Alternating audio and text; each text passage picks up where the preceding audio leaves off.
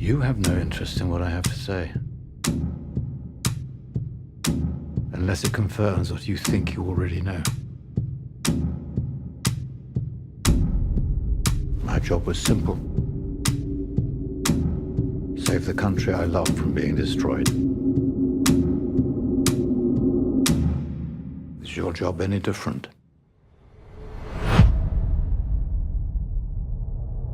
I have a lead on the great enemy of our people. Adolf Eichmann. The architect of the final solution? The trail went cold in '46. Latest intelligence suggests Buenos Aires. This guy convinced rabbis to load the trains themselves, and not by force. If it is him, we need an elite crew.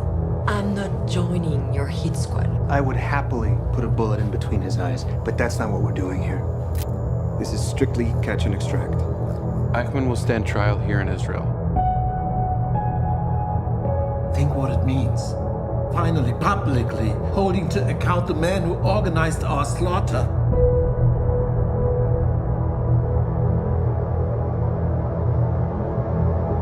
Our memory reaches back through recorded history.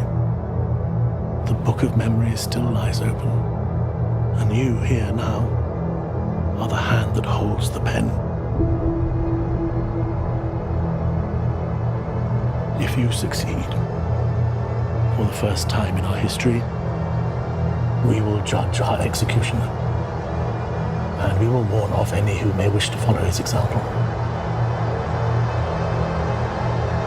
If you fail,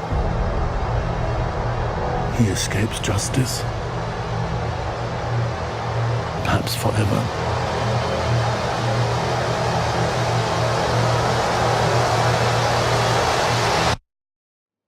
I beg you, do not fail.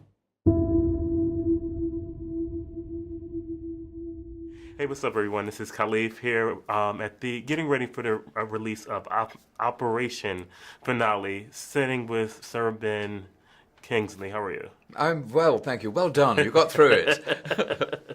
Long day. Long day. So you've been in a number of films. You were the Jewish accountant in Schindler's List. What made you decide to do this one? Okay. The films that you're alluding to were, of course, the films where I was asked to portray the terrible story of the Holocaust through the eyes of the victims. And my first encounter with that extraordinary period of history was with one of the greatest voices of the Holocaust, which is Simon Wiesenthal, who was a Nazi hunter who was released from Mauthausen prison nearly dead in 1945 by the Americans. And he was the man who located Adolf Eichmann in Buenos Aires. Mm-hmm. So I have already portrayed him, which is an extraordinary coincidence. Later on, if we believe there is such thing as coincidence, I'm not so sure.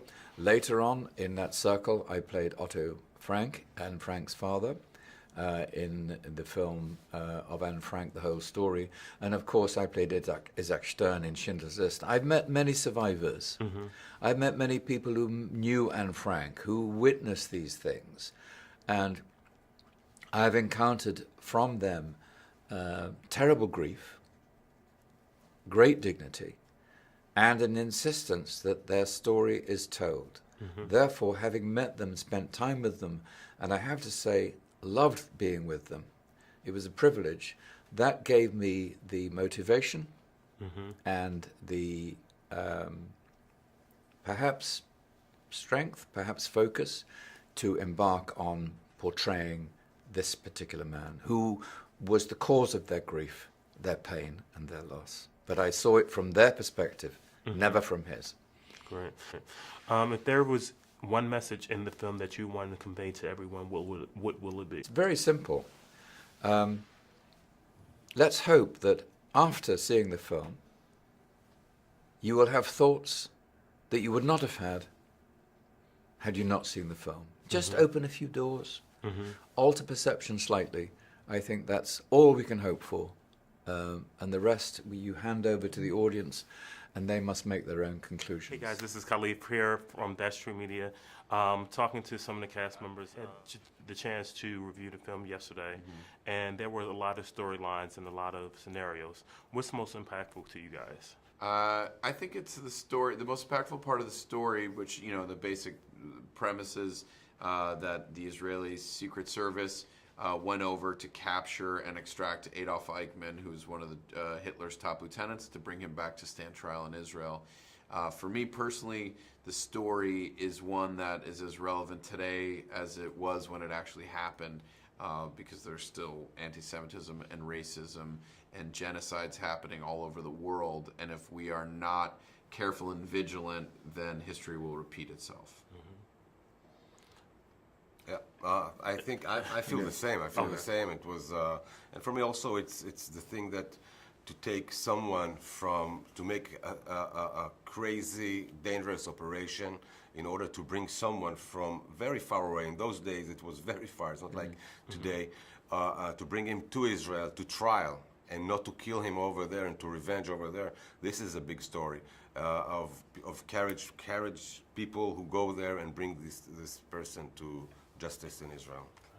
When the script was presented to you all, what made you say, yes, this is for me? Story that I was familiar with, so going into it I knew, and then I thought the script was very beautifully written. It's both funny and moments and thrilling and interesting, and then it was the opportunity to work with Oscar and Sir Ben and folks like Lior, who I didn't know, but I knew of his work and was excited, and Chris Weitz as the director. It was the opportunity to work with such an amazing team that made a film that I would have been interested in to do regardless even more. Now, there was a lot of comedic relief throughout the film, which I thought was very unique, because for a storyline to be so serious and to have that comedic relief, it just made you kind of, you know, will into the film and the storyline a little bit more. How did you guys feel about that relief in the film? I think in serious moment in life, we are laughing. You know, we try to laugh just to relieve ourselves from this heavy situation. When I was in the army, I did some risky things and very dangerous things, and that the most dangerous moment, we had laughs. So, and I think Nick here is the best comedian in America. Yeah, and I think he came, and you see on on screen just 1% of what he brought. So how funny he was over there, and he gave us some great laughs and just relief from this heaviness that we were in. Great. Well, thank you guys so much. Thank you so much. Everyone. We're here getting ready for the release. Sitting with the producer, Chris. How are you? I'm great. I'm the director, I should say. I'm sorry, director. No, I'm sorry. Don't worry about it. Number of films. This has been one that was a little different than some of the other work that you have done. Tell us a little bit about that experience. It's a pretty difficult subject to approach, right? It's a terrible genocide, and it's about a team of secret agents going to Argentina in 1960, true story, to kidnap a mass murderer who committed war crimes. It's a pretty heavy subject. Some of my things have been more comedic or sci-fi, fantasy stuff, but it's something that I grew up with because my dad was a refugee. He was a veteran who fought in World War II. He served in the OSS, which was like counterintelligence. And so I grew up with all this stuff. You grew up with it, so were there any challenges with, because I'm sure growing up with it, there might have been some things that you have seen and or witnessed. Were there any challenges with directing the film? I mean, there weren't really big emotional challenges for me because I wasn't coming to it for the first time, right? So I was familiar with a lot of the more gruesome things that the Nazis did. And what was really challenging was realizing how timely the movie was, even though it's set in 1960 and it deals with World War II. You know, while we were shooting the movie, Charlottesville happened, and we saw people, marching with torches and Nazi flags on American streets, and the kind of race hatred and bigotry that animated the Nazis and led to a gigantic global tragedy.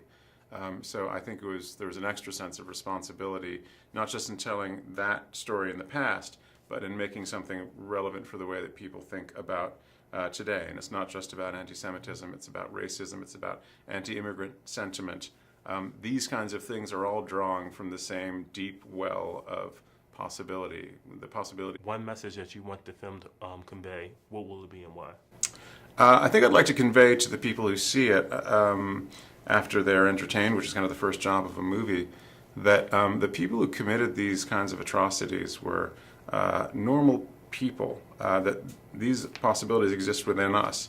It's not just Germany in the 1930s, but it is the world today, America today, that whenever a demagogue motivates people using hatred of the other, terrible things can happen, and these things can be committed by... Hey, what's up, everyone? This is Khalif here at the premiere, getting ready for the premiere of Operation Finale, sitting with Haley. How are you? Haley, how are you? I'm good. How are you? Pretty good. So tell us a little bit about your role in the film. I play a young woman named Sylvia Herman, and she really existed, and I don't know if she's still alive. There's not much about her on the internet. But she was a young woman dating Adolf Eichmann's son, and throughout the course of the movie she finds out more about her identity and that Klaus, her boyfriend, is Adolf Eichmann's son, and she kind of plays a crucial role in the initial discovery of Adolf Eichmann and making sure that this guy who's been in hiding and living under this alias is in fact him.